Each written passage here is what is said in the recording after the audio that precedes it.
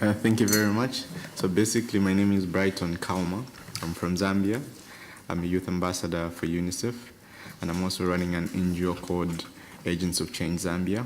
So basically, we realize that climate change has got brunt consequences in Zambia, and because of its severity, I experienced circumstances where I was forced to walk an extra mile to draw water, walk an extra mile to collect firewood. So facing such severity forced me to come up with initiatives that can try to protect the indefinite future generations by protecting our current resources. So the first thing that I did, together with my colleagues, was to establish an NGO that can try to equip young people with information, because I believe information is power. Just like what Mandela said, education is the most powerful tool we can use to change the world. So I realized that by educating children, who are the future generation, with skills and tools in communication, we can make a huge impact. So I decided to give skills to young people on communication for development, focusing on climate change. So what happens is that we meet on a monthly basis to receive training in radio broadcasting and production, focusing entirely on climate change. So young people are able to go in their communities, bring stories, and we share them with local radio stations. As we may know, Chancellor, Zambia is a predominantly copper mining country, and our economy runs on copper production. So realizing that copper is a finishing asset, and one day it's going to finish in the earth crust, we decided to also try to promote conservation farming, because we know conservation farming is more sustainable. Then apart from that, having been aligned to UNICEF, there is a program called Unite for Climate Zambia. So Unite for Climate Zambia has so far trained more than 1,000 children in climate change adaptation and mitigation. These children are implementing green initiatives in their communities, and others are running companies to produce pellets as another alternative source of energy. And myself, I'm also running a small company with my friends where we produce pellets to subsidize or get rid of the charcoal, because many people make charcoal for cooking in our country.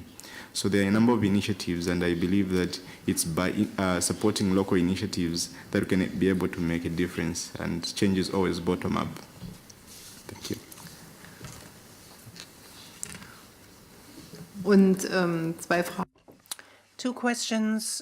What do we do when you don't work for your NGO? Is this your main task, your main work? And what does the government say? Do they think that you're doing a good job, or does the government actually feel that you're sort of interfering?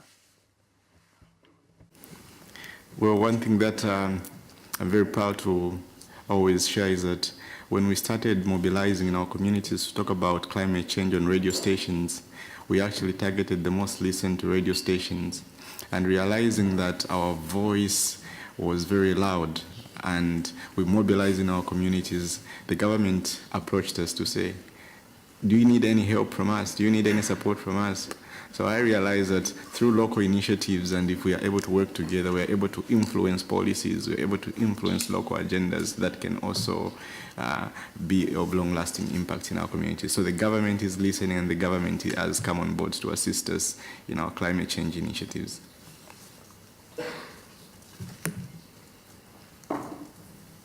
Ich glaube, das sind in der Tat. I think these are exactly the sort of examples that we have at the back of our minds. We would like to promote environmentally friendly products such as pellets, for example. We want to do recycling, for example, where you use actually waste and recycle it.